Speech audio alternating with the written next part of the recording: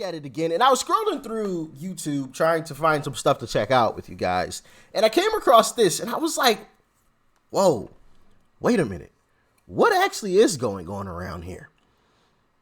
This sounds a bit fishy, okay? Real fishy if you ask me, but let's dive right on into it and check it out, and y'all let me know your thoughts and your opinions in the comment section. Let's jump in. Well, here's a really interesting story. So 5 days ago, last Wednesday, the FAA ordered a ground stop on all air travel in the U.S. That meant that not a single commercial or private aircraft was allowed in the skies over this country. And that's very serious. Hard to overstate the seriousness of that, actually. The only other time this country has imposed a national ground stop was after 9/11, the terror attacks 21 years ago. So it's a huge deal. What happened? Why did the government ground all the planes? So people ask, but initially no one seems to know. Pete Buttigieg, who runs the transportation department, which oversees the FAA, went on TV to say he was not quite sure. And then over the next several hours, a kind of story emerged. The government system that sends messages to pilots, called NOTAM, had gone down. And then the emergency backup system had also gone down. Now, the FAA claimed it first noticed this on Tuesday night. When the problem could not be fixed, the government issued a ground stop the next morning. That's what Pete Buttigieg said. He described the culprit here as, quote, a damaged database file with no evidence of a cyber attack. So to repeat, said Pete Buttigieg, there was no evidence of a cyber attack. It was just your garden variety software snafu. Some contractor entered the wrong code. No big deal. That's what they said, but it was not a very convincing story if you thought about it. Shutting down all commercial air travel in this country, even for a morning, is a very serious thing to do. U.S. airlines haul close to 750 million people every year. Air travel is essential. It's also potentially dangerous. So for a lot of reasons, it is imperative that our system works perfectly. But one day, our system just shut down for no real reason. Is that what you're telling us? Yes, explained Pete Buttigieg with a straight face. Now, most people seem to think this was fine. We were not entirely convinced. And then the next day, last Thursday, we noticed that. Now, this is where the story got interesting when I was watching this. Because obviously, I was watching this and I wasn't like thinking, hey, I'm going to check this out with them. But once he started getting into what he's about to get into, I was like, whoa, I want to discuss this with them. If for no other reason, just more awareness. For a specific thing that I will mention later on in the video that you guys might find very, very odd and scary at the same time. Very, very scary. But let's jump back into this. Check this out. Virtually the same thing happened in Canada. Well, that was very strange because the US and Canada have separate aviation authorities. They're different countries, and each country uses its own software to route their planes. The systems are not linked to each other. And yet, 24 hours after our country's NOTAM system went down, Canada's NOTAM system went down also. According to the Canadian government, its system, quote, experienced an outage. Really? What are the odds of that? And then we remembered that on New Year's Day, 2 weeks ago, something similar happened in the Philippines. Its air traffic control system also went down. For a time, no aircraft were allowed in Philippine airspace. Thousands of flights over Asia had to be rerouted, which is expensive and dangerous, potentially. Now, this was also, they told us at the time, some sort of minor technical problem that we should not worry about. Calm down. Everything's fine. But is everything fine? Or is it possible that somebody is hacking into aviation systems and holding various governments around the world hostage until they pay a ransom? Well, yes, it's entirely possible. In fact, for example, in the summer of 2020, UCSF Medical School paid more than $1 million in Bitcoin, and they paid it in order to get access to their own computers, which had been frozen by hackers. They were held up for ransom. So what if the same people or similar people just did something very much like that to the FAA, and then to the government in Canada, and also the government of the Philippines? Now, if that were actually happening, the Biden administration would never tell us in a million years. They would lie about it like they lie about everything else. They would. Of course, they would most definitely lie. But then that also just leads to a million different scenarios and circumstances of how this could have happened or why.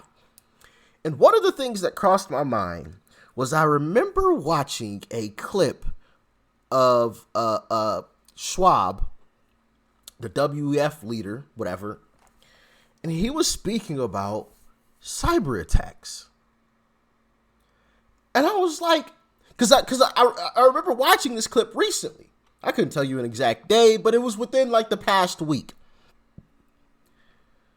And I don't know when the clip was recorded. I'll admit that it could have been recorded 10 years ago. I doubt it. It didn't seem that old, but just for clarity, all right? Just to be transparent about it all. I don't know when it was recorded. But he was speaking about that, and I was like, that's interesting. Like, that video popped up on my feed, and now we have this situation going on. Not just to our country, but also in Canada, and also in the Philippines, and like, just the run-of-the-mill mess up with the system? Really? Like, I've heard of coincidences, but listen, I don't want to be no conspiracy theorist. Actually, being a conspiracy theorist these days is actually proven to be a very not so conspiracy. It's probably not the proper way to say that, but a lot of conspiracy theories have actually been proven true more recently. So, not so bad, if I do say so. But yeah, I just got to thinking, is this the work of the elites? Did the elites intentionally take down those systems just to see what would happen with the public? What would happen if we just told all of those peasants that they could not fly? What would they do? Why don't we just try it and say it was an error? Or what if this is a ploy to suck more money out of our pockets, out of our tax dollars, into theirs by putting a ransom on the system?